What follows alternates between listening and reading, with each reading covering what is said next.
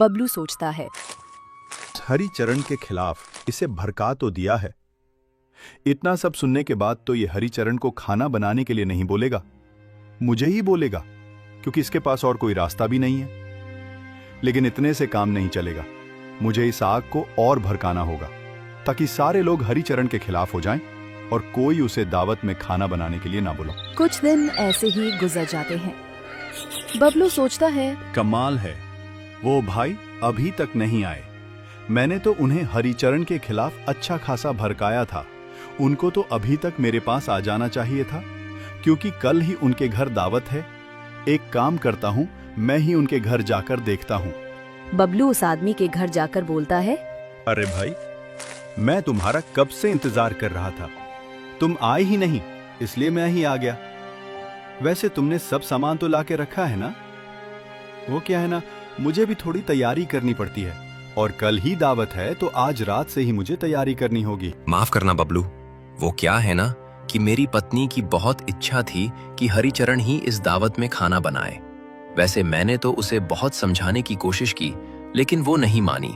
अब हरिचरण के नाम के चर्चे ही इतने हैं कि उसके बिना तो गांव में किसी का समारोह पूरा ही नहीं होता। ये सुनकर बबलू को बहुत गुस्सा आता है और वो गुस्से से पैर पटकते हुए वहां से चला जाता है। घर जाके सोचता है, ये कैसे हो सकता है? मेरे इतना भड़काने के बाद भी उसने हरिचरण को ही चुना। मुझे तो लगा था अब वहां उसका नाम भी नहीं लेगा, लेकिन ये तो मामला उल्टा पड़ गया। मुझे इस हरिचरण का कुछ पक्का बंदोबस्त करना होगा, ऐसे काम नहीं चलेगा।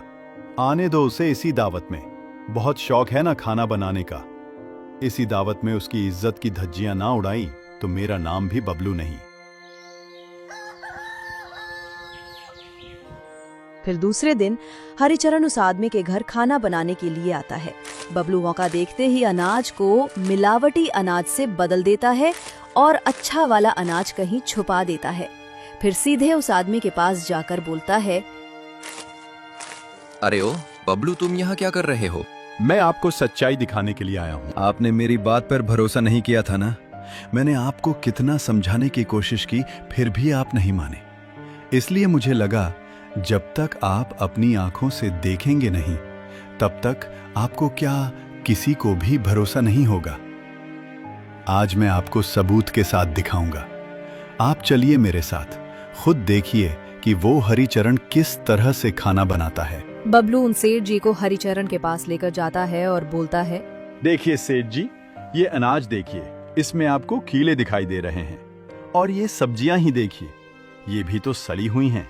ऐसी सब्जियां और ऐसा अनाज वो इस्तेमाल करता है, और आपका दिया हुआ अनाज इसने दूसरी ओर रखा है। चलिए मैं आपको दिखाता हूं। देखिए, ये है आपका दिया हुआ सारा अनाज जो हरिचरण ने यहां लाकर छुपा कर रखा है। और ये सारा अनाज दावत हो जाने के बाद ये अपने साथ लेकर जाने वाला था और इसे किसी बनिया को बेच देने वाला था। ये क्या है हरिचरण, तुम ऐसी सड़ी गली सब्जियां और ऐसा खराब अनाज हमें खिला रहे हो? तुम्हें शर्म आनी चाहिए। मैं तुम्हें इतना अच्छा अनाज और सब्जियां लाकर दी और तुमने यह सब किया। मैंने तुम पर कितना भरोसा किया था। बबलू ने मुझे बहुत बहुत समझाया था कि मैं तुमसे खाना न बनवाऊं, लेकिन फिर भी मैंने बबलू की एक बात नहीं सुनी और तुम्हें अपने घर खाना बनाने के लिए लेकर आया, और तुम यह सब कर रहे हो। नहीं नहीं सेठ जी, ये सब झूठ है। और ये सामान, मैं तो अभी यहाँ आया हूँ। ये सामान यहाँ कैसे आया मुझे नहीं पता। झूठ मत बोलो, तुम इतना भोला बनने की कोशिश मत करो। तुम्हें सब पता है और अब पकड़े गए हो तो बहाने कर रहे हो। नहीं सेठ जी, ये सब झूठ है। ये सामान यहाँ कैसे आया मुझे सच में नहीं पता। मैंने कभी ऐसा सामान इस्तेमाल नहीं किया। मैं बहुत ईमानदारी से खाना बनाता हूँ। आज तक ऐसा मेरे साथ कभी नहीं हुआ। आप किसी से भी पूछ लीजिए, मैं ऐसा नहीं हूँ। जरूर किसी ने ये जानबूझकर किया है। बस करो, और कितना झूठ बोलोगे? मैं अपनी आंखों से देख चुका हूँ। मेरे मुंह पर ही झूठ बोलते हो। तुम्हें शर्म नहीं आती? उठो वहां से और निकल जाओ यहाँ से। मुझे तुम्हारी कोई जरूरत नहीं है। और बबलू, तुम बाकी का काम संभाल लो। हरिचरण